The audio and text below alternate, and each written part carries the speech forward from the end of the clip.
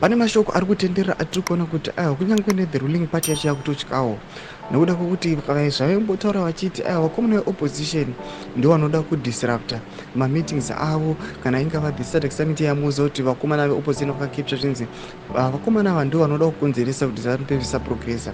Pamba takuona kuti ZANU PF iya yakuchiriswana pachayo manje vakurisana pamusoro this upcoming congress yasvika. Saka mida masvika muda nyuko panapa ndobva subscribe or like or turn on the bell icon. Tipinda pahendo yaSnowball tongogara nyaya chiti I've been briefed this morning of the plans to disrupt the ZANU PF People's Conference by the rogue elements who are being sponsored by the third parties.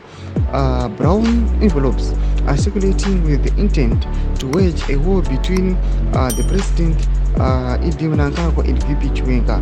This plan has been exposed, and it is important to note that President Idi Mnangagwa and his VP Chiwenga are one.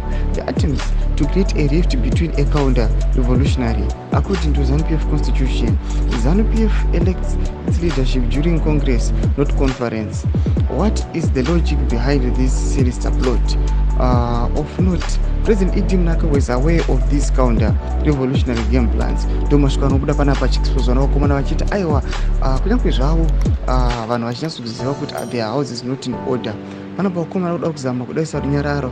Panapa tichiona kuti their threat vamwe vavo vari the regime vari muZANU PF vatoona kuti vaanozimbopomera vachiti aiwa no opposition this no opposition that vanyatsokuona pachena kuti aiwa vakomana vari kufambisa maenvelopes ebrown vamuri kuona vachinzi vada kuplana kudisrupta the conference ndo vakomana vanoiko varwisa nguva dzose. Tudze mafuro enyu muri kudi pamusoro pechitiko tichiona kuti aiwa nhau aiwa yeconference iyi yakonzeresa arift nekuda kwesuccession tichikuona kuchiita makakatanwa aiwa toona kuti ruling party yasvika kwamvura yacheka makumbo. Tudze mafuro enyu muri kudi pamusoro pechitiko chipinda comment section medu.